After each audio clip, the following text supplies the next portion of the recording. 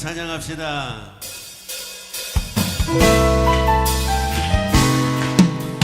주님을 사랑하십니까?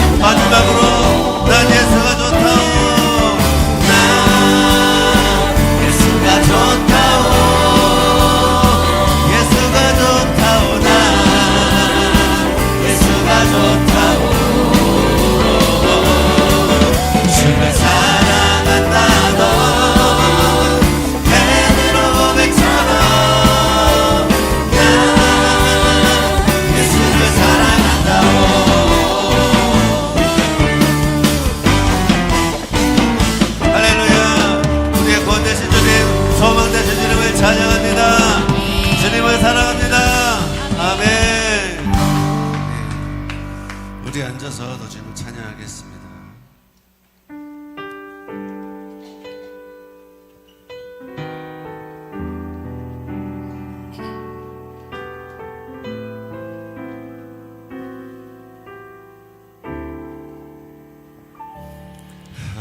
하나님의 사랑을 사모하는 자, 하나님의 평안을 바라보는 자, 너의 모든 것 창조하신 우리 주님이 너를 얼마나 사랑하시는지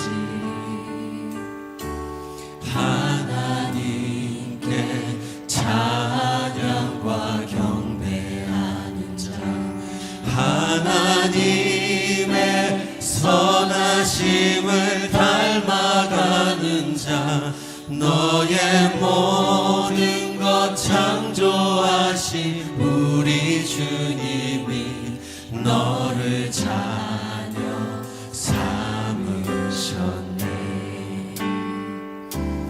하나님 사랑의 눈으로 너를 어느 때나 바라보시고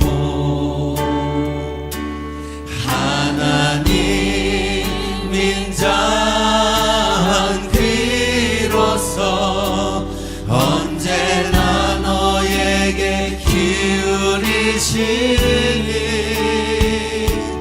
어두움에 밝은 빛을 비춰주시고 너의 작은 신음에도 응답하시니 너는 어느 곳에 있든지 주를 향하고 주만 바라볼지라.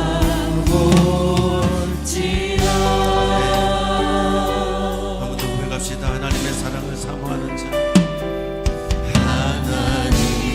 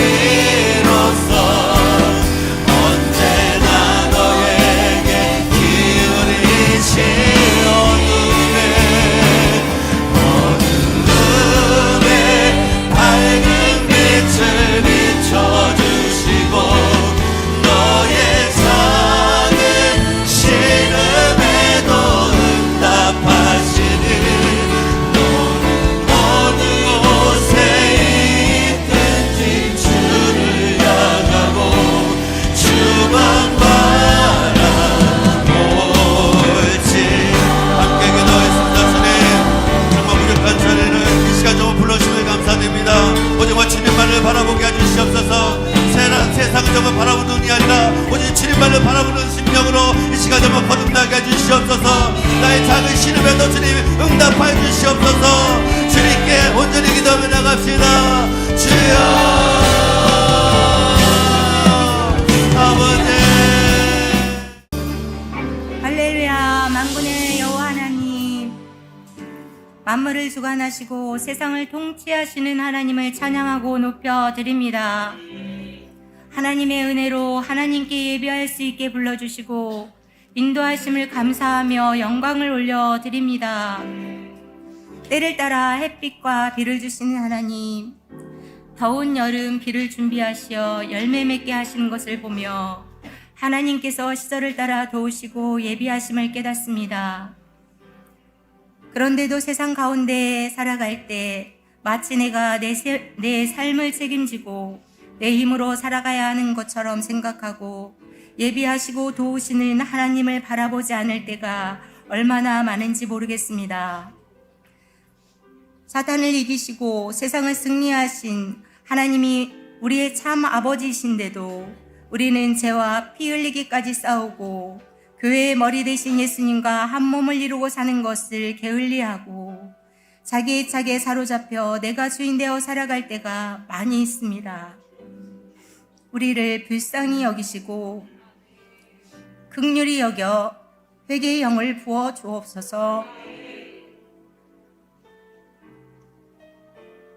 주님, 세상은 만모니즘과 타락으로 물들어 있고 곳곳에 지진과 전쟁과 기근이 끊이지 않고 있습니다.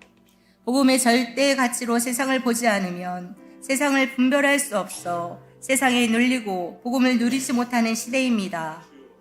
이 악한 시대에 하나님의 은혜로 교회들마다 복음이 선포되어져 주의 자녀들이 세상을 향해 복음을 들고 살아갈 수 있게 하여 주옵소서.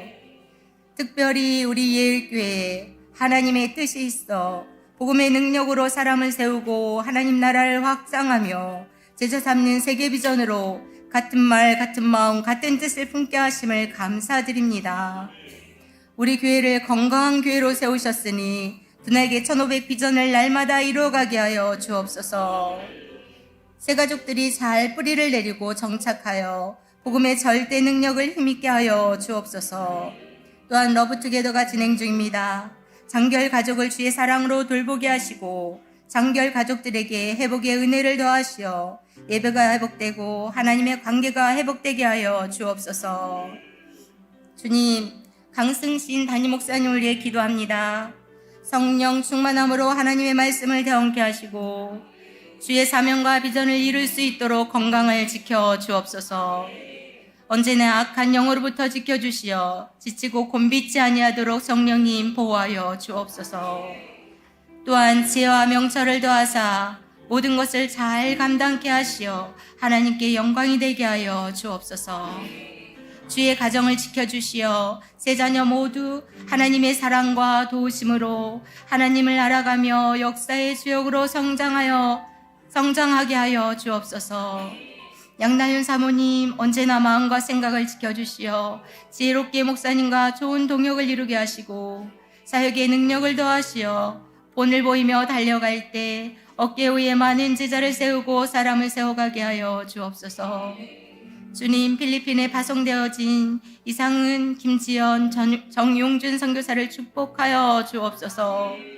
현지 교회를 든든히 세우고 하나님 나라를 확장해 나가는 연합성교의 기쁨을 누리게 하시고 건강을 지켜주시어 사역에 지장받지 않게 하여 주옵소서. 특별히 베스트들과의 소통과 관계에 어려움이 없도록 언어의 지혜를 더하여 주옵소서. 보내는 선교사님들의 가정과 삶의 현장에 부족함 없이 채우시는 은혜가 있게 하시고 복음의 절대 능력을 누리게 하여 주옵소서. 주님, 예배를 돕는 지체들에게 성령의 충만함으로 은혜를 더하여 주셔서 맡겨주신 사명을 잘 감당하여 주님의 뜻을 이루는 복된 사역이 되게 하여 주옵소서. 이 시간 질병과 여러 가지 일들로 예배에 참석하지 못한 성도들에게 치유와 회복이 있게 하시고 평안케 하여 주옵소서. 오늘 이 예배가 습관과 형식적인 예배가 되지 않도록 성령의 충만함을 부으사 신령과 진정으로 드려지는 예배로 인도하여 주옵소서. 주님, 예배 중에 말씀을 깨닫게 하시어 마음이 해결되어지고 기도의 응답이 일어나며 치유의 은혜가 있게 하여 주옵소서. 또한 주신 말씀이 능력이 되어 삶이 예배가 되어지는 은혜가 있게 하여 주옵소서. 우리를 말씀으로 인도하시고 깨닫게 하실 주님을 기대하며 유일한 구원의 문 되셔서 죄와 사망에서 생명으로 인도하신 예수 그리스도의 이름으로 간절히 기도합니다. 아멘.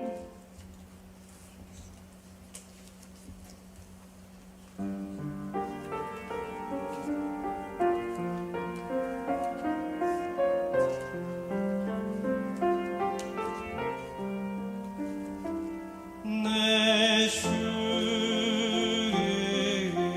가까이 가게 하는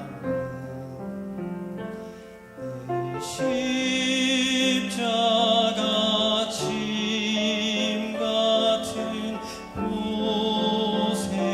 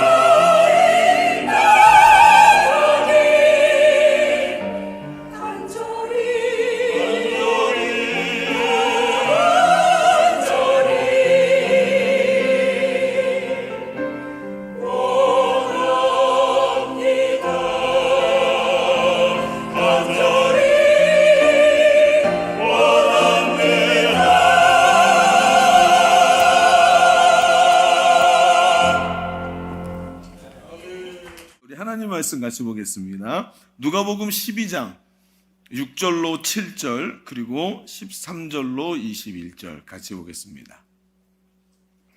6절로 7절, 13절로 21절. 그래서 누가복음 7장의 말씀을 우리가 함께 보실 텐데, 우리 먼저는 6절로 7절을 함께 합독하겠습니다. 한 목소리로 읽겠습니다. 누가복음 12장 6절로 7절 시작. 잠새 5마리가 두 아사리온에 팔리는 것이 아니냐? 그러나 하나님 앞에서는 그 하나도 잊어버리시는 바 되지 아니하는도다. 너희에게는 심지어 머리털까지도 다 세신 바 되었나니 두려워하지 말라. 너희는 많은 참새보다 더 귀하니라. 아멘. 자, 13절부터 21절을 우리 한 절씩 교도하겠습니다. 무리 중에 한 사람이 이르되 선생님 내 형을 명하여 유산을 나와 나누게 하소서 하니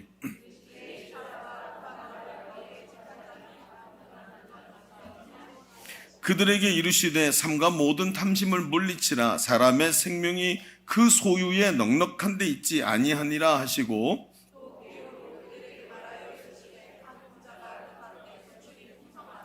심중에 생각하여 이르되 내가 곡식 쌓아둘 곳이 없으니 어찌할까 하고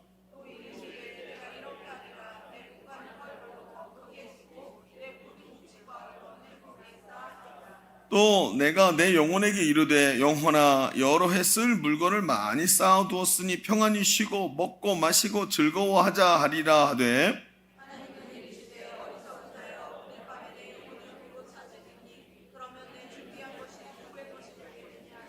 함께 봅니다. 자기를 위하여 재물을 쌓아두고 하나님께 대하여 부요하지 못한 자가 이와 같으리라. 아멘. 자, 여러분 제가 지금부터 유머를 할 텐데 양해하고 들으셔야 됩니다. 우리의 신앙하고는 다른 얘기라서. 여러분 세 사람이 죽어서 염라대왕 앞으로 불려갔다고 합니다. 그런데 이 염라대왕이 생명불을 딱 보더니 아직 죽을 사람이 아닌데 저승사자가 착각을 해서 실수로 세 사람을 잘못 데려온 겁니다. 그래갖고 염라대왕이 아유 미안하다 야 이렇게 데려올 게 아닌데 미리 이렇게 죽어버렸으니 어떡하냐 그러고 해서 미안한 마음에 각자에게 다시 남은 이 생을 살 수 있도록 다시 보내주겠다고 하면서 소원을 하나씩 들어주겠다고 얘기를 했습니다. 첫 번째 사람이 저는 너무 가난하게 살아가지고 돈이 많아 보는 게 소원입니다. 돈 많은 인생으로 살게 해주세요. 그래서 소원을 들어주고 보내줬답니다. 두 번째 사람이 어디니? 저는 돈이 권력 앞에 무릎을 꿇는 걸 너무 많이 봤습니다. 저는 권력을 한번 가져보고 싶습니다. 그래가지고 그 소원을 들어줘서 권력이 있는 인생으로 보내줬다는 거예요. 그런데 세 번째 사람이 네 소원이 뭐냐? 그랬더니 가만히 생각하더니 저는 권력도 싫고 돈도 싫어요. 뭘 원하냐? 저는 그냥 경치 좋은 곳에다가 쬐끄만 집 하나 짓고 그냥 아무 걱정 없이 아프지도 말고 너무 건강하다고 오래 살지도 말고 또 그렇다고 뭐 이제 너무 가난해갖고 찢어지게 살지도 않고 그냥 적당히 그런 데서 그냥 너무 예쁘지도 않고 그럭저럭 그냥 봐줄 만한 마누라하고 새끼들하고 오손도손 그냥 살다가 그러고 오고 싶습니다. 그랬더니 염라대왕이 그 사람을 이렇게 보더니 이렇게 했대요. 예끼놈아 그런 데가 있으면 내가 가겠다 이놈아 이렇게 얘기를 했답니다. 여러분 잘 하시는 말씀이죠? 우스갯소리입니다만 많은 것을 말해주는 얘기입니다. 여러분 많은 사람들은 누구나 평안한 삶을 원합니다. 여러분 평안이 무엇입니까? 대단한 것이 아니죠. 우리가 말하는 그겁니다. 소소합니다. 소소하다고 생각합니다. 그냥 상태가 평탄하면 됩니다. 많은 돈을 바라는 것도 아니고 거대한 집을 원하는 것도 아니고 권세를 원하는 것도 아니고 그저 평안히 살았으면 좋겠다는 거예요. 그래서 뭐가 필요한가 봤더니 안정적 직업, 그 다음에 그냥 대단하지 않지만 꾸준한 수입, 엄청나게 힘이 세진 않지만 그냥 안정적인 건강, 사람들과 성품이 적당해서 평안한 관계, 그리고 노후에 많이 아프지 않고 그냥 평안하게 소일거리나 하고 마실 다닐 수 있을 정도의 건강과 그냥 재정 능력, 이 정도 있으면 평안한 것이라고 생각합니다. 그런데 여러분 생각해 보십시오. 앞에 염라대왕이 간증하지 않았습니까? 그런데 있으면 내가 가겠다고. 여러분 세상이 이런 평안이 없다는 거예요. 있어도 잠깐. 여러분 왜 그럴까요? 결론부터 말하자면 마치 널 뛰는 것 같은 삶을 살아가는 우리 인생이 널이 어떻게 뛰죠? 한쪽에서 콱 내려오면 한쪽에서 올라가고 한쪽이 잘 되는 것 같으면 쿵 내려오면 한쪽에서 이렇게 떨어지고 왔다 갔다 하면서 오늘 내일을 알 수 없는 하루를 알 수 없는 우리 인생이 이렇게 널뛰는 세상에서 우리 인생의 가치가 날마다 흔들리기 때문이라는 거예요. 인생의 가치가. 여러분 어떠십니까? 스스로 자기를 보기에 나 이 정도면 됐어 이렇게 생각합니까? 그런데 누가 알았겠습니까? 갑자기 여러분 금리가 2배로 뛰어 올라서 융자 내서 샀던 아파트가 땅바닥에 패대기 쳐줄 줄 누가 알았습니까? 그렇지 않습니까? 여러분 나이 30 넘을 때까지 부모님 밑에서 부모님이 다 뒷바라지해줘. 저 전문직이 됐어요. 전문직이 돼서 안정적인 삶을 살려고 열심히 공부하고 대학 그러기 위해서 대학 나오고 대학원 나와서 석사까지 다 했는데 여러분 취업조차 안 돼서 이렇게 시간제 알바 뛸 줄 누가 알았습니까? 세상이 이렇게 변할 줄 누가 알았냐고요. 여러분 요즘에 아이들한테 공부 열심히 해라라고 말할 수가 없어요. 그렇게 한다고 되는 게 아니니까. 여러분 어느 날 아이들이 그럴 겁니다. 엄마 공부 열심히 하라 그래서 죽도록 공부했는데 난 왜 아직도 직업이 없지? 엄마 말이 맞다고 생각했고 아버지가 얘기한 대로 왔는데 나는 왜 이렇게 살아야 되지? 라고 말하는 날이 반드시 온단 말이에요. 아니 왔단 말입니다. 벌써 왔다고요. 그래서 이런 걸 감지한 사람들은 말이죠, 자식들을 대학에 안 보내고 포크레인 기사 자격증을 따게 해서 대학 보낼 돈으로 아이한테 포크레인을 사준답니다. 그리고 그걸 2개를 사줄 수 있는 돈이기 때문에 하나는 사서 렌트 주고 하나는 네가 운영해라 그래가지고 월 500씩 600씩 번답니다. 대학 안 보내고. 여러분 어떻게 하면 될까요? 안정적 노후를 가지고 싶었습니다. 그걸 원했는데 갑자기 그래가지고 연금 다 붙고 2군데 3군데 부어서 연금이 여기저기서 쫄쫄쫄쫄 나오게 만들어놔가지고 노후에 걱정 없이 그냥 살면 되도록 만들어놨는데 아니 웬걸요, 갑자기 덜컥 건강에 문제가 생겨서 아무것도 못하는 이런 결론을 누가 예상했겠습니까? 인생이 뭐라고요? 널뛰기라고요. 그러니 나는 성공적인 삶을 살았다고 말하고 싶고 남들 앞에 떳떳하고 싶은데 우리가 말하는 평안이라는 게 이런 널뛰기 인생에서 어떻게 나오겠느냐는 것입니다. 여러분 이렇게 우리의 예상을 뛰어넘고 널뛰듯이 변하는 것이 세상의 본질 아닙니까? 하루도 잠잠하지 않습니다. 파도가 치듯이 격변이 일어나고 생각처럼 계획처럼 안 되는 것이 인생이지 않습니까? 그런데 이런 널뛰는 세상에서 그런 우리의 삶도 우리의 평안도 너를 뛰더라는 거예요. 주가가 좀 올라가서 돈을 벌면 기뻐하다가 승자가 되었다고 말했지만 반대로 조금 있으니까 폭락을 해가지고 주가 좋을 때 그렇게 잘난 척하더니 여러분 골방에 처박혀갖고 나오지도 않는 그런 모습이 될 줄 누가 알았겠습니까? 그러면서 슬퍼합니다. 내 평안은 어디 있냐고. 그러면서 눈물 흘립니다. 여러분 그렇습니다. 우리의 평안이 위협을 받고 있습니다. 왜 이런 일이 일어날까요, 여러분? 정부가 잘못해서 그런 걸까요? 여러분, 이유가 무엇일까요? 세상이 매정해서 그럴까요? 어떻게 하면 우리는 이런 평안한 삶을 살아낼 수 있을까요? 오늘 우리가 성경을 본 말씀을 읽으면서 어떤 분들은 아마 느끼셨을지도 모릅니다. 예수님이 굉장히 심상치 않은 이야기를 하시는구나. 중요한 얘기가 이 속에 숨어 있는 것 같다. 여러분, 그렇습니다. 오늘 말씀을 한번 깊이 보십시다. 그리고 이런 널뛰는 인생을 향한 우리 인생의 어떤 자리에 서야 되는지, 거기서 어떻게 하나님의 은혜를 발견하고 평안을 누리게 될 것인가 하는 이야기를 주님의 말씀을 통해서 좀 깊이 보면서 눈물 짓는 삶이 아니라 하나님 앞에서 담대한 삶이 되시기를 바랍니다. 자, 그래서 오늘 주보를 펼쳐보시면 오늘 우리의 말씀의 제목은 널뛰는 세상에서 평안을 기원합니다 라는 제목으로 말씀을 봅시다. 우리가 2가지를 볼 텐데, 첫 번째는요, 주님은 말입니다. 풍요한 삶이 평안한 삶은 아니라고 먼저 말씀하고 계세요. 풍요한 삶이 평안한 삶은 아니다. 그러니까 풍요롭다고 평안한 삶이 되는 것은 아니다라고 말씀하신다는 거예요. 자, 이 말은 우리가 공감이 되는 말일 겁니다. 한번 얘기를 들어봅시다. 오늘 우리가 본 말씀에 한 사람이 예수님께 찾아와서 하소연을 합니다. 자신의 형이 아버지의 유산을 자신과 나누지 않으려고 한다는 것입니다. 그렇죠. 이 시대 사람들은 이제 상속법이 장남한테 제일 많이 줬습니다. 거의 대부분을 주고 나머지를 뭐 형제들끼리, 또 여자 형제들은 거의 거기에 들어오지도 못할 정도였으니까요. 그렇게 나눴다는 거지. 근데 장남이 이렇게 하면 안 된다. 내가 권한은 나한테 있지만 내가 아버지의 유산을 나눠서 너희하고 공평하게 나누겠다라고 하면 그렇게 되는 겁니다. 근데 얘기를 들어보니까 그렇게 안 하려고 한다는 거예요. 그래서 와가지고 예수님이 권세 있는 말씀을 하시는 분이니까 설득해 주시면 우리 형이 마음이 변할 겁니다. 이렇게 얘기를 한 거죠.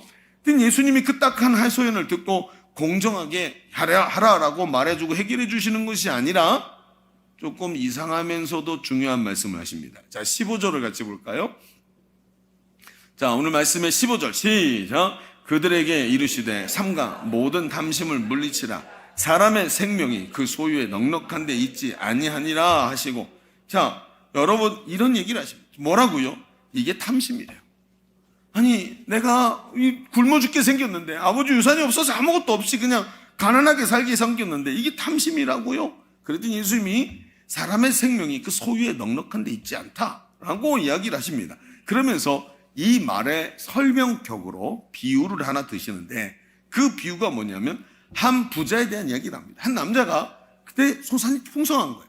땅에서 농사를 지었는데 이렇게 풍작이 없는 겁니다. 소산이 풍성해서 심지어 어떻게 됐냐면 자기 창고에 쌓을 데가 없는 겁니다.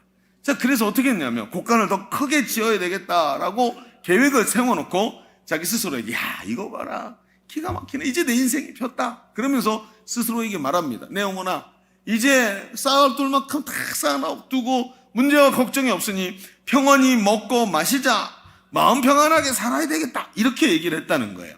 그랬더니 하나님이 그 사람에게, 예수님이 지금 비유로 하시는 말씀이에요. 하나님이 그 사람에게 그렇게 말하는 걸 들으시더니 하나님이 이렇게 말씀하셨대요. 20절에 하나님이 이르시되 어리석은 자여, 오늘 밤에 내 영혼을 도로 찾으리니 그러면 네가 준비한 것이 누구의 것이 되겠느냐 하셨느니라. 예수님은 이 비유로 우리가 인생이 가진, 우리 인생을 향해서 가진 우리의 오해를 정확하게 딱 집어내시는 거예요. 너 오해하고 있다. 뭐를요? 여러분, 주님은 먼저 무엇이 오해냐면 이 사람의 생각이, 이 사람이 생각하는 평안이 무엇이냐 하는 정의가, 무엇이 평안이냐라는 정의가 잘못되었다라는 것을 딱 지적한다는 거예요. 자, 이 부자 얘기를 해봅시다. 이 부자는 평안을 만들어내는 조건이 자기에게 딱 갖추어질 때 드디어 야, 내가 평안하구나 라고 생각했다는 거예요. 자, 평안이 뭐라고요? 이 부자가 무슨 생각을 했다고요? 평안이라는 것이 내가 원하는 조건을 다 갖추었을 때 나에게 평안이 이루어진다라고 생각했다는 거예요. 자, 보십시다. 첫 번째, 이 부자에는 이 부자의 평안은 무슨 조건이 있어야 되냐면 소산이 많아야 됩니다. 수입이 많아야 한다는 것입니다. 이 말에는 함정이 있죠. 왜요? 인생의 필요는 말입니다. 소산이 많아졌다는 건 필요가 채워졌다는 건데 인생의 필요는 끝이라는 게 없습니다. 제가 예전에 제가 신학교 다닐 때 저희 교수 한 분 중에 목회를 하시는 목사님 계셨어요. 교회가 큽니다. 목사님 리더십이 강력해가지고 그 교회 중심에서 많은 분들을 주님께로 인도하신 분이었는데 이분이 이제 부촌에 교회가 있어요. 서울 시내에도 부촌이, 거기 교회가 있었는데 어느 날 설교를 하시다가 재정적 방종, 돈 많다고 지멋대로 쓰는 거, 그게 막 옳은 거냐라고 재정적 방종에 대해서 설교를 하셨다는 거예요. 다 같이 은혜를 많이 받았는데 그 다음날 어떤 권사님이 목사님께 연락을 한 거예요. 목사님 찾아뵈도 될까요? 오세요. 상담을 위해서 왔는데 이 권사님이 말씀을 듣고 하루 종일 마음이 아팠던 거예요. 그래서 와갖고 목사님께 여쭈려고 온 거죠. 와가지고 뭐라 하냐면 들어오자마자 다짜고짜 이렇게 말해요. 목사님, 저는 말이죠, 다 계산해 봤는데 500만 원 이하로는 절대로 안 되겠어요. 무슨 얘기입니까? 그랬더니 자기 한 달 생활비를 자동차 운영비, 집에 수도 광열비, 애들 학원 보내는 거면 다 했는데 한 달에 500만 원 미만으로는 안 된대. 아무리 잘라도. 한 달에 500만 원 생활비 쓰시는 분 손 들어보십시오. 이거 없죠? 이거 30년 전 얘기입니다. 지금 환율로 하면 최소한 한 달에 1,000만 원 쓴다는. 1,000만 원, 1,500만 원 한 달 생활비로 나간다. 이런 사람도 있다는 거예요. 이렇게 살 수밖에 없는 사람도 있다는 거죠. 여러분, 이게 말입니다. 30년 전 이야기입니다. 그러면서 이 목사님이 뭐라는지 아세요? 여러분, 생활비는 마치 뱀의 입처럼 벌리기 시작하면 끝이 없이 벌어집니다. 생활비에다가 허리띠로 꽉 졸라매면 끝까지도 조일 수 있습니다. 이건 마음먹기에 따라 다르다는 것입니다. 여러분, 소산이 많다고 평안한 것이 아니에요. 필요라는 것은 뱀이 이 아구리를 벌리는 것처럼 끝이 없다는 것입니다. 삶에는 뭐가 필요할까요? 여러분, 삶에는 더 많은 소산이 필요한 게 아니라 절제가 필요한 것입니다. 여러분, 아멘이십니까? 절제가 필요한 거예요. 절제가 없으면 계속해서 더 강력한 거, 더 센 거를 원하는 겁니다. 더 큰 만족을 바라는 겁니다. 부부가 서로에게 더 큰 만족을 바라면 문제가 자꾸 심각해집니다. 서로가 서로에게 끝이 없는 관계가 부부입니다. 그런데 어떻게 해야 되죠? 그럴수록 서로를 향해 절제의 마음을 가지면 서로에게 실망하지 않습니다. 생활비도 마찬가지고 우리의 소산도 마찬가지입니다. 절제가 없으면 끝이 없는 거예요. 그래서 이게 함정입니다. 자, 또 뭐라고 얘기했죠? 이 둘째로 보면 이 부자의 평안은 말이죠. 첫 번째는 뭐라 그랬죠? 많은 소산이 있어야 된다 그랬죠. 근데 이 두 번째 부자의 평안은 이 소산이 내 손 안에 머물러 있을 수 있도록 하는 장치가 마련되어야만 하는 것이었습니다. 그러니까 뭐예요? 잠금쇠로 딱 잠글 수 있는 거대한 창고에 딱 모아놓고 아무도 뺏어가지 못하도록 해야 된다는 거죠. 자, 그래서 뭐예요? 더 큰 창고가 필요하다는 거예요. 여러분 보십시다. 이게 우리 시대는 어떻게 변할까요? 안정적 투자처에다가 염려하지 않고 살아가도록 여기저기 분산 투자를 하는 겁니다. 그렇죠? 계란을 한 바구니에 담지 않는다고 다 투자해놓고 안정적인 데다가 다 투자해놓고 거기서 계속 돈이 나오도록 만들어놓고, 그렇죠? 그래놓고 거기서 수익금으로만 살아도 원금이 삭감되지 않을 만큼 그렇게 해놓고 산다는 거예요. 보험을 여러 개 들어놓고 불행이 이쪽으로 와도 막고 저쪽으로도 막고 저쪽으로 와도 막을 방패 같은 보험을 여러 개 들어놓고 불행이 나를 뚫고 들어오지 못하게 한다는 것입니다. 그래갖고 내 평안을 뺏어가지 못하도록 내 손에 꽉 거머쥐게 만든다. 여러분, 이 사람이 뭘 얘기하는 거죠? 조건이 이런 자기가 생각했던 평안의 조건을 다 끌고 와서 탁탁탁 쌓아놓더니 다 쌓아놓고 이렇게 말합니다. 야, 됐다. 이제 나는 평안할 수 있다. 이제 평안히 먹고 마시자. 여러분 생각해 보십시오. 우리가 원하는 순간이 어느 순간이에요? 이 순간 아닙니까? 그래서 따져보니까 남편이 혼자 벌어서 안 되고 얼마간의 수입이 더 있어야 되니까 아내도 나가서 벌어야 되고 아이들 위해서 뭐 해야 되고 계산기 두드려보고 이 정도 수입 있어야 되고 이렇게 해서 20년 30년 모아서 집을 사고 이렇게 보험 들어서 나이가 50이 넘으면 그때부터 보험이 값이 비싸지니까 이렇게 해야 되겠지 하면서 투자해서 안전하게 수익을 계속 올리고 이렇게 해야 된다고 왁구를 딱 짜놓고 이렇게 해야 내가 평안이 온다라고 딱 생각하는 게 이 사람 얘기가 아니고 누구 얘기예요? 그건 우리 얘기 아닙니까?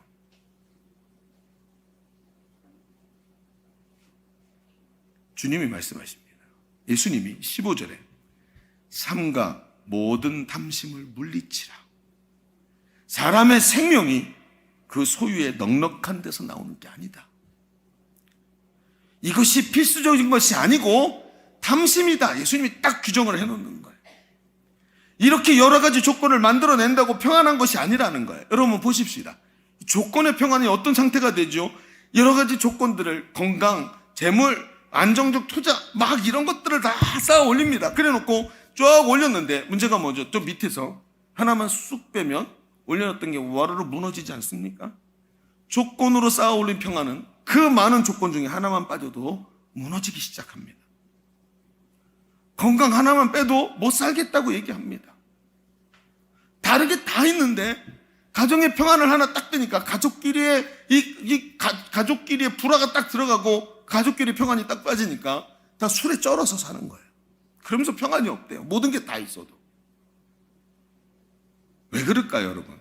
평안이 무너져, 우리가 생각하고 있던 이 평안이라는 게 그렇게 쌓아올린 평안이 풍요한 삶이 평안한 삶이라고 생각했기 때문에 풍요를 위한 조건들을 다 쌓아올리니까 하나만 빼도 다 무너지는 거예요. 그러니까 가짜 평안의 조건에 자꾸 속고 살더라는 거예요. 예전에 이런 얘기가 있었습니다. 어떤 여자가 결혼을 해서 시댁에 들어가 살게 됐습니다. 근데 시댁에 가보니까 오래된 종갓집이어서 푸세식 화장실이 있고 오래된 집에서 삽니다. 기가 막힌 거죠. 아침마다 화장실에 가면 추운데 그냥 바깥으로 나가서 달달 떨면서 바깥 뒷간이라고 해요. 뒷간 가서 딱 이렇게 용변을 봐야 되는데 딱 들어가면 저 밑에서 생명체들이 반겨주지. 할렐루야 이러면서. 그죠?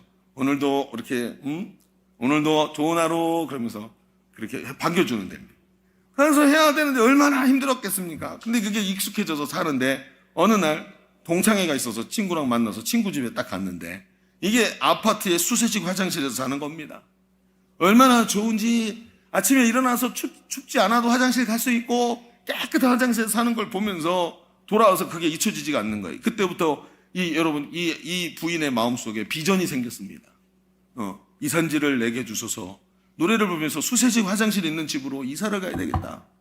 그러고는 그때부터 어떻게 합니까? 그 노래를 부르면 이산지를 그러면서 먹지도 않고 쓰지도 않고 모아서 그리고 이 수세식 화장실 있는 아파트로 이사를 가게 됐습니다.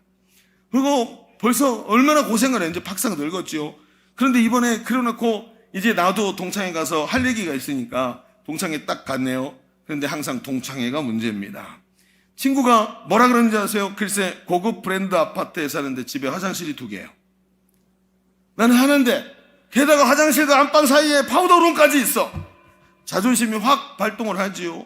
그리고 새로운 비전이 마음속에 싹트기 시작합니다. 어떤 비전이요? 허리띠 졸라매고 안 먹고 안 입고 화장실 2개 있는 집, 특별히 파우더룸이 큰 집으로 가야 된다.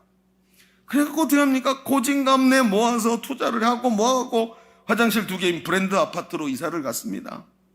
그리고 방 하나는 막 옷방으로 만들어가지고 뭐 드레스로, 연예인도 아닌데 말이죠. 그래가 만들어갖고 아침마다 화장실을 막 쟁탈전도 없고 너무 좋은 거죠. 야, 드디어 꿈을 이루었다 하는데 어느 날 소화가 잘 안 되고 병원 갔더니 위암 말기량. 인생을 정리하라고 의사가 말을 합니다. 기가 막히죠. 이 화장실 2개 있는 신형 아파트 누구 거라고요? 누구 거예요? 잘 모르겠어요? 남편의 세부인 겁니다.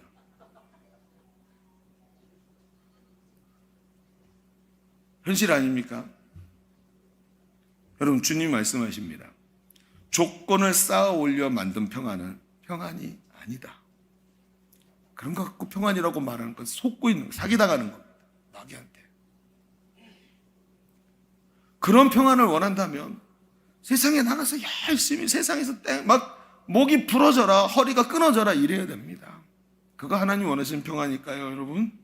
아닙니다. 쌓아 올린 조건 하나만 무너져도 평안이 무너져버리는 유약한 평안이고, 주님은 이것을 마치 이 화장실 2개 가지고 있던 여인이 인생의 동기로 삼았던 것을 뭐라고 부르는지 아세요? 주님이 담심이라고 부르시는 거예요. 담심. 주의해야 하는 것입니다. 여러분, 우리 첫 번째 얘기를 좀 정리해 봅시다. 우리는 지금까지 위협받는 평안에 대한 이야기를 나누고 있습니다. 그 첫 번째가 뭐죠? 주님은 풍요한 삶이 평안한 삶이 아니라는 것을 말씀하셨다는 거예요. 그렇습니다. 조건을 쌓아 올려서 만든 그 풍요가 평안이 아닌 것입니다. 쌓아 올린 조건 하나만 무너져도 평안이 무너져 버리는 유약한 평안을 우리는 자꾸 탐하고 있었던 것입니다. 그러면 이런 얘기가 나오죠. 그럼 평안이 뭡니까? 열심히 노력해갖고 되는 게 아니라면 이 세상에 평안은 없다는 얘기입니까? 그렇다면 손 놓고 가만히 하나님만 바라보면 될 테니까. 여러분, 그게 뭐죠? 그건 오히려 더 무서운 겁니다. 그걸 보고 운명론이라고 합니다. 그래서 이번 생은 망했으니까 다음 생으로 가자. 여기 불교의 윤회설에서 나오는 말이죠. 다음 생은 없습니다, 여러분. 한 번 죽는 것은 정해진 것이고 그 위에 뭐가 있다 그랬죠? 다음 생이 아니고 심판이 있는 겁니다. 여러분, 다음 생이 있으니까 이거 포기해 라고 말하는 마귀의 이야기지 다음 생이 있는 게 아닙니다. 잘 생각해야 되는 겁니다. 그렇다면 그럼 이런 얘기, 그럼 참 평안이 뭡니까? 이 세상에서 우리가 노력해서 얻는 게 아니라면 그 참 평안을 어떻게 얻습니까? 이게 중요한 말이 되겠네요. 자, 두 번째 계대 이렇게 한번 써보십시다. 두 번째, 평안한 삶은, 그렇죠? 이 평안한 삶이라는 건 앞에 뭐라 그랬죠? 풍요가 평안은 아니다 그랬죠. 그런데 참 평안한 삶은 참된 풍요를 누릴 때 얻게 되는 거예요. 거꾸로 됐네요. 풍요가 평안은 아니지만 참된 평안이라는 것은, 진짜 평안이라는 것은 참된 풍요를 누릴 때 얻게 되는 거예요. 이게 무슨 워드 플레이 같고 말이죠. 이상한 얘기인데, 그럼 참된 풍요가 뭡니까? 자, 이 얘기를 이제 들어보십시오. 이 말씀, 예수님이 지금 하고 계시는 말씀, 비유를 들어서 소유가 소출이 풍성한 이 부자 얘기를 했죠. 근데 이 얘기를 쭉 하면서 아이러니하게 주님은 그 대전제가 있는데 그 대전제를 제일 뒤에다가 말씀을 하고 계세요. 그게 뭐냐? 21절에 나오는데 이렇게 말합니다. 21절 보여주세요. 네, 21절 자기를 위하여 재물을 쌓아두고 하나님께 대하여 부여하지 못한 자가 이와 같다라고 얘기를 해요. 자, 무슨 얘기죠? 자기를 위하여 재물을 쌓아두고 하나님께 대해 인색한 사람에 대해서 얘기합니다.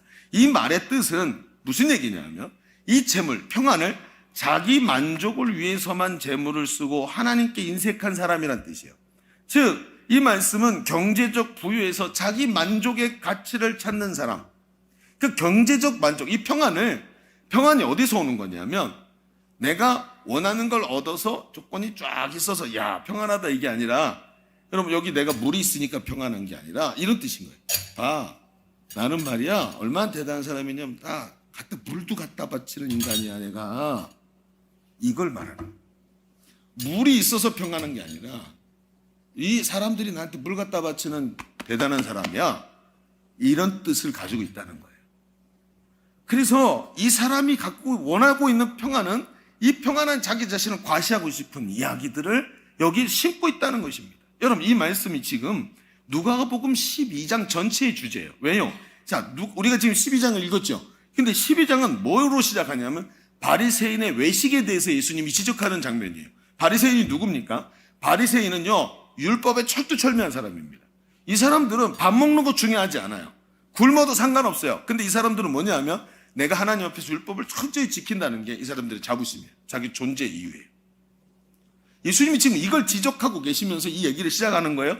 그러면서 이 사람들을 향해서 뭐라 그러냐 하면 12장 1절에 이렇게 말해요. 예수께서 먼저 제자들에게 말씀하 이르시되 바리새인들의 누룩 곧 뭘 주의하라고요? 외식을 주의하래. 이 외식이 뭐냐면 가식이란 뜻입니다. 이 사람들이 하나님 앞에 율법을 잘 지키는 것이 자기들이 서로에게 야, 너 되게 거룩하다, 하나님이 너를 사랑하시는구나 이러면서 자기의 존재의 만족을 느낀 거예요.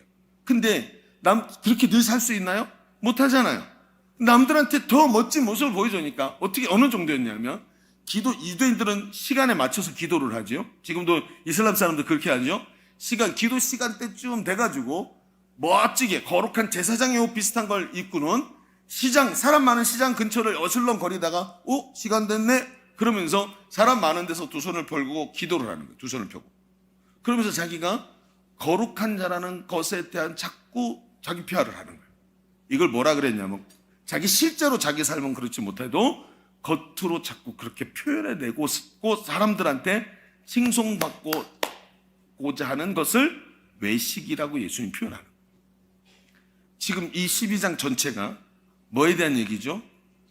자기의 이 평안을 어디서 누리는 거예요? 사람들이요. 사람이 자기가 성공적인 삶을 살고 이렇게 평안한 삶을 누리는 걸 과시하고 싶은 외식이라는 거예요. 여러분, 오늘 이것에 대해서 주님이 정확하게 말해요. 이게 외식이니까 이게 누룩처럼 퍼져나가는 거다. 조심해야 된다. 세상 사람들이 원하는 그거 굉장히 위험한 거다. 조심해라. 그게 한번 들어오면 너 전체를 잠식하고 남들처럼 되고 싶어서 저렇게 하고 싶어서 저 사람들처럼 과시하고 싶어서 그러고 살아가는 인생이 된다라고 주님이 12장 전체를 통해 계속 말하는 거예요. 그러면서 예수님이 뭐라 그러냐면 연결해서 그 얘기를 하면서 연결해서 6절과 7절 우리가 읽은 말씀이죠. 참새 이야기를 하시는 거예요. 자, 참새 이야기 무슨 뜻인지 이해가 되십니까? 자, 들어보세요. 무슨 뜻인지 여러분 제가 한번 딱 지목해 볼 테니까 해석을 해 보십시오. 누가 지목될지 몰라요. 저하고 눈을 좀 마주치지 않는 사람을 좀 지목해야 될 거예요. 자, 보세요. 참새 5마리가 두 아사레온에 팔리는 것이 아니냐? 그러나 하나님 앞에서는 그 하나도 잃어버리시는 바 되지 아니하는도다. 무슨 뜻이죠? 박형훈 집사님 여기 이렇게 뭐 가려우시죠? 네, 그냥 물어본 거예요. 네, 지적한 게 아니라 제가 얘기할게요. 보세요. 무슨 뜻이죠? 참새 5마리가 두 아사리온에 팔리는 것은 뭐냐면 굉장히 싸구려 음식이란 뜻이에요. 참새 5마리가 야 200원이면 사지. 그렇죠? 그러니까 사람들이 참새 5마리 이거 귀하게 여겨요? 안 귀하게 여겨요? 싸구려 음식이라는 거예요. 그런데 너희는 그렇게 왜 경제적 논리 때문에 그렇게 생각하지만 하나님은 어떻게 하신다는 거예요? 그 5마리 중에 한 마리도 잊지 아니하신다. 이게 지금 예수님이 하신 말씀이에요. 이 말씀이 무슨 뜻일까요? 여러분 이 참새 얘기를 한번 생각해 보십시오. 너희는 굉장히 값어치가 싼 것이고 값어치가 없다고 생각하지만 그건 네가 세상의 가치, 경제 논리로 본 것이다. 그런데 하나님은 그 참새 한 마리도 손수 만드셨고 하나님은 그 참새를 먹이셨고 키우셨고 하나님은 그 참새를 여기까지 오게 하신 게 하나님이 그 참새를 귀중히 여기시기 때문이다. 네가 생각하는 가치와 하나님이 생각하는 가치는 다르다는 거예요. 분명히 이야기하고 계시는 겁니다. 그러면서 우리가 가진 세상 가치, 이 경제적 가치의 전복, 업사이드 다운, 전복을 주님이 시도하시는 겁니다. 너는 모든 것을 경제적 가치로 보지 않느냐? 세상 가치가 네 눈에 콘택트 렌즈처럼 철썩 붙어가지고 그래가지고 모든 것이 그걸로만 보이지 하나님은 그렇게 보시는 분이 아니다. 이 얘기를 하시는 거예요. 여러분 생각해 보십시오. 여기 아가씨가 한 사람 있습니다. 아주 화장을 멋지게 하고 머리가 아름답고 옷을 정장을 딱 입고 허리를 곱게 펴고 하이힐을 신고 딱 지나가는 아가씨의 팔에 600만 원, 700만 원짜리 명품백이 딱 걸려 있습니다. 아니 그냥 돈 1,000만 원이라고 합시다. 돈 1,000만 원짜리 명품백이 딱 걸려 있습니다. 딱 보자마자 야 저거 그거네. 오, 야 팔에 감어 그거네. 팔에 감어가지고 문제 모르시는군요. 그러게. 어쨌든 그래가지고 그걸 팔에 딱 걸고 가는 거예요. 야 대단하죠. 자 이미지가 어떠십니까? 키가 한 170쯤 되는 아가씨가 허리를 곱게 펴고 그리고 팔에다가 한 돈 1,000만 원 되는 가방을 딱 끼고 걸어가는 거예요. 어떤 이미지죠? 그런데 자세히 보니까 그 가방이 짝퉁이에요. 자, 갑자기 이미지가 싹 바뀌죠. 어떤 이미지입니까? 그렇죠. 여러분, 왜 그 사람의 가치가 갑자기 바뀌었을까요? 처음에 명품 가방이라고 생각할 때요, 짝퉁 가방이라고 생각했을 때 이 사람의 가치가 갑자기 바뀌지 않았습니까? 그 사람은 여전히 그 사람입니다. 여전히 누군가의 소중한 딸이고, 여전히 누군가의 사랑하는 연인이고, 친구이고, 그렇지 않습니까? 심지어 누군가의 아내일 겁니다. 그 사람은 전혀 바뀌지 않았습니다. 그런데 가방도 바뀌지 않았는데 그 가방이 가짜라는 것을 아는 순간 갑자기 그 사람을 바라보는 우리 머릿속의 가치가 바뀌더라는 거예요. 세상 가치에 지배당하고 있다는 뜻입니다. 그걸로 보니까 오늘 내가 수입이 저 사람하고 비교해서 저 사람은 연봉이 저렇게 되는데 내 연봉이 저렇게 안 되니까 갑자기 내 평안이 사라지는 거예요.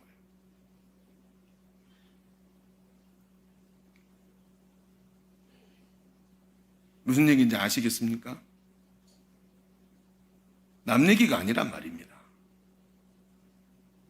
조건이 갑자기 확 달라진 거예요. 내 평안이 그래서 없어져요. 남과 늘 비교하면서 살아요. 주님이 얘기하십니다. 야, 이 세상 가치에 지배를 당하니까 네가 참새 5마리밖에 안 되는 참새 5마리가 두 아사리온이라고 말하지만 넌 그건 세상 가치. 나는 그 참새 한 마리가 얼마나 귀한지 아니? 너희가 보는 세상 가치로 값싼 참새도 하나님이 소중히 여기신다. 그런데 하물며 너희는 어떻겠느냐? 하나님께서 너희를 얼마나 사랑하시는지 너희가 매일 빠지는 너희 머리카락 하나까지도 세고 계신다라고 말씀하십니다. 여러분 상상해 보십시오. 아침마다 머리 말리고 탁탁 털었는데 하얀색 세면대 위에 머리카락이 따라따라 떨어져 있는데 여러분 걱정되죠? 모르시는군요. 여러분 머리카락 빼곡하신 분들은 여기서 웃지 마십시오. 말할 저기가 없습니다. 여러분 저는 어쩐지 아십니까? 여기가 말입니다. 날마다 시원해집니다. 요즘에 에어컨 없어도 여기는 시원합니다. 그러니 아침마다 여러분 이렇게 막 머리를 털고 나면 여기 수북히 머리카락 떨어진 거 보고 하나님께 기도하면 주여 어떡합니까? 내 나이가 이제 5학년 시작된 지 얼마 되지도 않았는데 벌써 여기 이러면 나중에 설교하다가 원고만 딱 쳐다보면 번쩍거릴 거 아닙니까? 성도들이 얼마나 눈부시겠습니까? 번쩍 그럴 텐데. 그러면서 하나님께 늘 얘기합니다. 얼마나 마음이 아프겠습니까? 오죽하면 이렇게라도 기도하겠습니까? 그런데 여러분 이 말씀이 얼마나 위로가 되는 줄 아십니까? 네 머리카락 빠지는 거 한숨 쉬지 마라. 그거 한 올 한 올 주님이 다 만드신 거 빠진 거 나보다 주님이 더 안타까워하신대요. 아멘 좀 하소. 나보다 주님이 더 안타까워하신대요. 얘 옆에 서가지고 얘야 걱정하지 마라. 그거 빠지는 게 더 네게 유익이다 하면서 우리에게 말씀하고 계십니다. 그러면서 주님 뭐라 하세요? 우리 안에 내 마음속에 대안적 가치를 딱 말씀하시는 거예요. 뭐라고? 얘야 머리카락이 중요하지. 그런데 나는 네가 더 중요하다. 나는 네가 얼마나 중요한지 네 생명과 내 생명을 맞바꿔서 네가 죽을 것 대신에 내가 대신 죽을 만큼 내가 너를 사랑했다. 근데 내가 네 옆에 지금 있지 않니? 머리카락 하나하나 빠지는 건 내가 다 알고 있다. 걱정하지 말아라. 이게 뭐죠? 회복된 평안인 것입니다. 조건을 쌓아올린 평안을 찾는 사람들에게 가치 전복이 일어나야 된다는 거예요. 대안적 가치가 보여야 되는데 그게 어디서 보여요? 십자가에서 보이더라는 거예요. 그렇습니다. 하나님이 나를 사랑하신 것을 뼛속 깊숙이 깨달아질 때 진정한 평안의 사람이 되지 않습니까? 죽음도 무섭지 않고 환난도 무섭지 않는 가치 전복이 일어나기 시작하는 것입니다. 오늘 수입이 어제만큼 많이 지어지지 않았다고 해도 평안이 절대로 잊어버려지지 않는 거예요. 이게 뭡니까? 참된 풍요라고 하는 것입니다. 두 번째 대지에서 우리가 봤던 참된 풍요, 이게 없으면 평안이 절대로 생기지 않는 것입니다. 그러니 머리카락까지 세시는 하나님의 사랑이 나와 함께함을 아는 그 사람이 조건이 맞지 않아도 하나하나 조건이 빠져나가고 내가 사람들이 이렇게 해야 평안해 라고 쌓아올렸던 조건들이 하나도 없어도, 그렇죠, 외양간에 송아지가 없어도 나는 여호와로 즐거워하고 만족할 수 있는 사람이 되는 것입니다. 할렐루야! 이게 바로 진정한 참된 풍요가 아닙니까? 여러분, 우리 신앙생활하면서 참 많이 어려워하시는 거 있죠? 11조 헌금, 누가 11조 하는 것입니까? 이런 가치 전복이 일어나는 사람이 하는 겁니다. 돈이 부족했고 달달달 떨면서 이것이 없으면 내 평안이 사라지는데, 여기서 넘어가는 사람이 11조가 되는 거예요. 하나님이 나와 함께 하시는데 이따위께 나를 내 인생을 이게 만들어내는 게 아니고 하나님이 하시는 겁니다. 이게 하나님이 나에게 주신 겁니다 하고 이거의 소유권을 인정하고 10분의 1을 드리는 게 11조인 거예요. 그러니 이건 돈이 아니고 뭐예요? 믿음인 것입니다. 믿음. 여러분, 제 예전에 순천에 가면 그 순천하고 여수하고 넘어가는 길에 순천 공항이 있죠. 거기에 애양원이라는 데가 있습니다. 잘 아시지만 이 사랑의 원자탄이라는 별명이 붙은 손영호 목사님이 사역하셨던 데죠. 자기 아들이 둘이나 여순반란 사건으로 순교하니 했을 때도 하나님께 의연하게 믿음으로 서셨고, 마지막에 이제 돌아가실 때, 순교하실 때도 공산군들한테 순교하시면 그 교회를 지키고 나병 환자들을 끝까지 지키다가 순교하시는 그 위대한 믿음의 선조입니다, 우리의. 그런데 저희가 거기서 이제 수련회를 하다가 그 교회에 하루를 머물게 됐어요. 근데 거기서 유명했던 분이 누구면 지금은 돌아가셔서 하나님 곁에 계시는 분인데 양장로라는 분이 계셨습니다. 근데 저희 교회 청년들하고 같이 갔을 때 그분이 몸이 아파서 한동안 밖에 나오시지도 못하다가 오늘 몸이 좀 괜찮아지셔서 팀이 와서 간증을 듣고 싶다 그러니까 그 장로님이 나와서 간증을 해주신 거예요. 근데 그게 그분의 마지막 간증이었어요. 저희가 우리 교회 청년들하고 마지막 간증을 들은 겁니다. 근데 이분이 어떤 분이냐, 젊어서 연세대학교로 다니시다가 나병이 발병한 거예요. 머리가 좋았던 사람인데 이 시대 이제 외정시대 말기인데 이게 나병이 걸리니까 어떻게 해요? 이 시대는 나병 걸리면 소록도로 무조건 끌려가는 겁니다. 근데 여러분, 소록도가 악명이 높았죠. 그때 섬이어서 다리가 없었는데 소록도 딱 들어가는데 가족들이 데려와서 소록도 배에 딱 싣고 빠이빠이 하면 죽은 거예요. 그냥 죽었다 이렇게 생각하는. 그래서 가족들이 사람을 보내고 인사를 하는데 가족이 떠나기도 전에 벌써 배 안에 있는 사람들한테 몽둥이 들고 막 두들겨 패는 거예요. 말 들으라고. 그리고 도착하잖아요. 그러면 남자들도 있고 여자들도 있잖아요. 애기 낳지 못하도록 남자들 거세부터 시켜버려요. 도착하면. 인권이 없어요. 얼마나 매를 맞는지요. 거기 소록도에 사람들이 안 들어가려고 무지하게 노력했다 그래. 그래서 바로 그 소록도 바로 옆에 거기에 순천에 애양원이 선교사님들이 세운 데예요. 이제 외국인 선교사님들이 세운 데인데, 그러니까 비신자인 이 뭐라는 이 젊은이가 거기 소록도 안 들어가려고 애양원에 오게 된 거예요. 근데 비신자이지만 규칙을 어기면 애양원에서 나가야 되는데 예배드리라 그러지, 새벽기도 오라 그러지, 막 그러다가 막 반항하고 그러다가 그럼 이거 우리 규칙 지키고 싶지 않으시면 그냥 퇴소하시면 됩니다. 우리 뒤에 들어오고자 기다리는 사람 너무 많습니다. 이분이 어떻게 했을까요? 나가면 바로 어디로 가야 돼요? 소록도 가야 되는 거예요. 그러니까 못 가고 여기서 버티고 앉아서 있다가 새벽기도 나가다가 복음이 들어오기 시작. 그리고 예수를 믿었어요. 그리고는 그 젊은 시절을 예수 믿으면서 막 이게 신앙생활이 연조가 생기신 거죠. 나중에 장로가 되실 정도로. 그런데 그렇게 살다가 어느 날, 그러니까 이분이 저기가 뭐예요? 원하는 게 늘 자신의 소망이 하나님 말씀, 믿음 안에서 사는 사람이 말씀 읽는 게 가장 큰 기쁨이었던 거예요. 근데 어느 날 나병균이 눈에 침투를 했어요. 잘 아시죠, 여러분? 나병균 들어가면 이제 손가락 끝도 막 썩기 시작하고 잘라내고 더 이상 썩지 않게 하려고. 그래서 손가락이 짧아지고 눈썹도 없어지고 귀도 사라지고 입술도 사라지고 코도 베지고 그렇게 돼서 가시는 거예요. 근데 이게 눈으로 들어간 거예요. 얼마나 힘들었을까요? 여러분, 이분이 그때부터 하나님께 투정을 하기 시작합니다. 하나님, 이럴 수 있습니까? 이렇게 나병 걸리게 만드시고 저를 여기 데리고 오시더니 이제는 나의 생명 갖고 나의 유일한 낙인 하나님 말씀 읽는 것도 이제 못하게 하시면 어떡합니까? 하나님 너무 불공평하십니다. 이게 뭡니까? 하나님 말씀도 못 읽고 이게 뭡니까? 그러면서 몇 달을 그냥 하나님 앞에 투정만 부리고 기도도 안 했다는 거예요. 그렇게 신앙생활 잘하던 분이. 그리고 사람이 시험이 오면 이렇습니다. 얼마나 연약한지. 그런데 어느 날 기도를 하는데 갑자기 하나님의 음성이 확 들리더래요. 뭐라 그러냐면 똑같이 투정을 하는데 하나님 이제 눈도 안 보인다고 막 투정을 하는데 하나님 그러시더래요. 야, 너 아직 명석한 머리와 잘 들리는 귀가 남았지 않니? 너 아직 명석한 머리와 잘 들리는 귀가 남았지 않니? 하고 얘기를 하시더래요. 갑자기 머리에 정광석화같이 번쩍하고 전구가 켜지는 거예요. 그리고 뭘 했는 줄 아십니까? 그때부터 이 얘기셨구나. 그리고 앉아갖고 성경을 암송을 하기 시작했습니다. 자기랑 비슷한 처지에 계신 그 나병 환자들과 함께 팀을 이루어가지고 눈이 보이는 사람 한 사람 초청해서 그 장을 읽게 만드는 거예요. 읽으시라고. 안 들리니까 귀가 발달했으니까 들리는 그 숨소리 하나까지 느껴지겠죠. 다 듣고 그리고 앉아서 자기들끼리 외우는 거예요.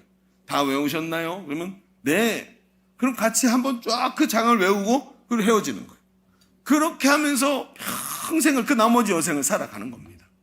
쭉 살아왔는데 이분이 어땠을까요? 그때부터 성경이 암송이 되는데 이 얼마나 암송을 했냐면 신약 성경 전체를 암송했고 시편을 전체를 암송했고 구약 성경 일부 창세기, 출애굽기, 레위기, 민수기, 신명기를 암송했대요. 중요한 건 다 암송한 거예요. 역사서 이런 거 빼고 싹 암송한 겁니다. 자, 생각해 보십시다. 여러분, 이러면서 양장로님이 그때 간증하면서 뭐라 그러냐면 자기가 깨달은 게 있다라는 거예요. 뭐요? 이게 어느 날 갑자기 그렇게 암송을 하고 있는데 눈도 안 보이는데 갑자기 하나님 말씀이 정광석화 같이 팍 떠오르는데 이사야서 45장 7절의 말씀이 떠오르대요. 뭐라 그랬냐면 이렇게 써 있습니다. 나는 뭐라고요? 빛도 짓고 어둠도 창조했어. 그렇죠. 분위기 이상하죠. 그래 한 번 더요. 평안도 짓고 환난도 창조. 그러면서 뭐라 그러냐면 나는 여호와라 이 모든 일을 행하는 자다. 하나님이 사람을 하나님 앞에 세우시기 위해서 환난을 사용하시고 하나님 앞에서 정말 그 환난을 통해서 그 사람의 진심을 보기 원하시더라는 거예요. 이 양장로님이 하는 얘기입니다. 그래서 사람이 환난이 와야 진심이 나오고 자기 중심에서 진심이 나오는데 하나님이 환난이라는 도구를 사용해서 자기를 하나님 앞에 솔직한 사람으로 만들어내시는 것을 깨달았다. 나는 이 환난을 통해서 천국을 이 땅에 살면서도 천국을 맛보고 살고 있다. 평안이 뭐지 여러분? 평안이 뭡니까? 이분이 얘기합니다. 만일 나병이라는 환난이 없었으면 내가 예수님을 만났겠는가? 실명이라는 환난이 없었으면 내가 하나님을 그렇게 발견할 수 있었겠는가? 늘 눈만 감으면 눈 감고 있으니까 늘 하나님의 말씀이 머릿속에 떠가지고 둥둥 떠다니면서 하나님 말씀이 자기와 함께 늘 하는 것을 어떻게 환난이 없었으면 이 축복을 경험할 수 있었겠는가? 이게 그분이 마지막 그 간증을 하고 얼마 되지 않아서 돌아가셨어요. 마지막 간증을. 제가 들었던 마지막 이야기입니다. 이분이 누린 게 뭐지요? 참된 풍요입니다. 쌓아 올려야 되는 조건이 아니라 참된 풍요를 누리신 겁니다. 시력마저 잊어버려도 누리는 평안. 참된 풍요 속에 나오는 평안. 여러분 어떻게 생각하십니까? 여러분은 환난이 축복이라는 말이 스스로에게 성립이 되십니까? 여기서 평안을 누릴 수 있겠습니까? 돈의 가치, 세상 가치 말고 머리카락까지 세고 계시는 하나님의 사랑, 그 십자가의 대안적 가치를 가지고 계십니까? 그렇다면 아무리 쌓아올려도 무너져버리는 그런 조건으로 누리는 평안을 원하지 없어도 오히려 환난 속에서도 진정한 하나님 주신 평안을 누리는 사람이 될 줄로 믿습니다. 여러분 어떠십니까? 스스로에게 물어보십시오. 오늘 밤 집에 가셔서 오늘 밤 주무시기 전에 누워서 눈을 감고 스스로에게 물어보십시오. 나는 평안한가? 널뛰는 세상에 쌓아 올려야 될 수많은 것들을 목록을 정해놓고 이것도 필요하고 저것도 필요하고 없어서 슬퍼서 눈물을 흘리고 있는 것은 아닌가? 오늘 나에겐 참된 평안이 있는가? 요한복음 14장 27절에 이렇게 말합니다. 자, 우리 찬양팀 보세요. 뭐라고 그랬지? 읽어봅시다. 시작. 평안을 너에게 끼치노니 곧 나의 평안을 너에게 주노라. 내가 너에게 주는 것은 세상이 주는 것과 같지 아니하니라. 너희는 마음에 근심하지도 말고 두려워하지도 말라. 여러분, 예수님이 주시는 그 평안, 그분이 나를 소중히 여기셔서 지금도 나와 함께 하시는 평안을 누리는 주의 자녀가 되기를 주의 이름으로 축원합니다. 우리가 부르는 찬양 중에 이런 찬양이 이 우리가 마지막 읽은 성경 요한복음 14장 27절을 가지고 만든 찬양이 있습니다. 한번 불러볼까요? 평안을 너에게 주노라. 세상이 줄 수 없는, 세상이 알 수도 없는 평안,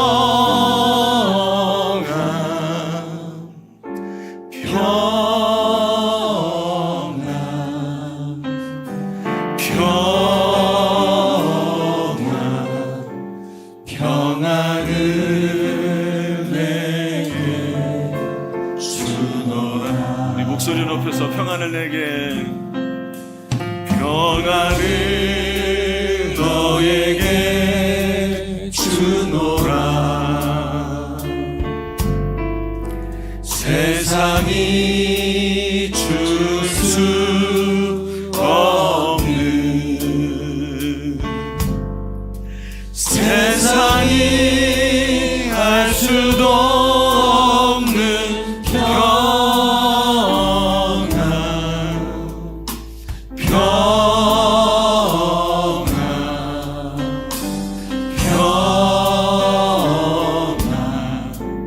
평안을 내게 주노라. 여러분, 오른손을 가슴에 얹으십시다. 지금 한번 기도하십시다. 주님, 세상이 상상도 할 수 없는 평안을 그 십자가에서 우리에게 주시는 줄로 믿습니다. 오늘도 누워서 조건 하나가 부족하다고 눈물 짓는 자가 아니라 그 깊은 평안을 오늘 누리는 자 되기를 간절히 원합니다. 내 마음에 주님의 평안을 허락하여 주옵소서. 십자가가 주시는 참된 풍요를 누리게 하여 주옵소서. 오늘도 하나님 앞에서 그 감격을 누리는 우리가 되게 하여 주옵소서. 우리 말씀을 의지해서 주님의 시고 기도합니다. 주여, 할렐루야. 오 아버지 하나님,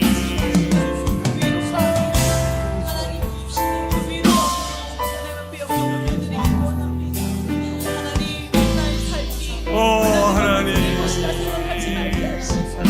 하나님이 주시는 그 평안과 위로 가운데 하나님 나라의 가치로 정말 참 평안이 내 안에 넘치기를 원합니다. 삶의 자유와 평안이 위하여 오 주시옵소서. 아버지 하나님, 나의 삶을 주장하시고 나의 삶을 아버지 하나님 인도하시는 하나님을 대하시며 하나님의 삶 가운데 하나님 친히 인도하여 주시나니 하나님 평안이 주께 있음을 늘 기억하며 살아가게 하여 주시옵소서. 주께서 주시는 그 평안과 위로 가운데 참된 안식을 얻게 하시고 하나님의 은혜 가운데 살아가는 주의 자녀들 되게 하여 주시옵소서. 하나님 그렇습니다. 세상에 알 수도 없는 평안, 세상에선 도저히 맛볼 수 없는 평안을 십자가에서 우리에게 주시는 줄로 믿습니다. 너의 머리카락까지 하나도 새기고 있는 내가 너를 사랑한다. 얼마나 사랑하는지 그 죽음에서 건지기 위해 내 생명까지 대신 내어줄 정도로 사랑한다 말씀하시는 그 깊은 참된 풍요를 누리게 하시고 오늘도 두 시력마저 잃어버려도 그 환난 속에서도 평안한 자로 하나님 앞에 서는 우리의 믿음이 되게 하여 주옵소서. 예수님의 이름으로 기도하옵나이다. 아멘. 우리 하나님께 영광의 박수 올려드리겠습니다. 우리 시간 찬송하면서 준비한 예물 하나님께 올려드리겠습니다.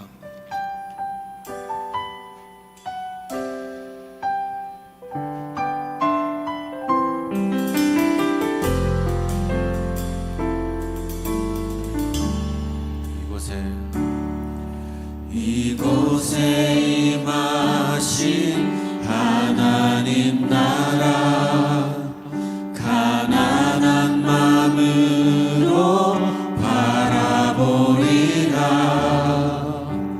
먼저 그 나라 그 뜻 구하며 나의 삶 드리리. 주님이 맡기신 하나님 나라 믿음의 눈으로 바라보리라. 하늘의 뜻이 이 땅 가운데 완성될 그날까지 믿음 다하여 그 위에 서리라. 하나님의 나라는 무너지지 않으리. 믿음 다하여 그 나라 세워가리라. 주님 곧 오실 때까지. 다시 한번 이곳에 임하신 하나님 나라 이곳에 임하신 하나님 나라 가난한 마음으로 바라보리라. 먼저 그 나라 그 뜻 구하며 나의 삶 드리리.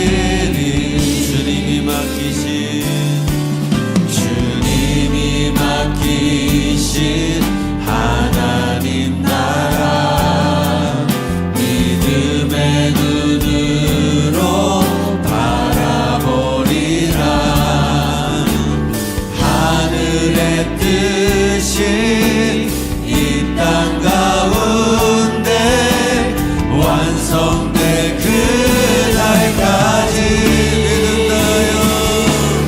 믿음 다하여 그 위에 서리라. 하나님의 나라는 무너지지 않으리. 믿음 다하여 그 나라 세워가리라. 주님 곧 오실 때 믿음 다하여 그 위에 서리라. 하나님의 나라는 무너지지 않으리. 믿음 다하여 그 나라 세워가리라. 주님 곧 오실 때 믿음 다하여 그 위에 서리라. 하나님의 나라는 무너지지 않으리. 믿음 다하여 그 나라 세워가리라.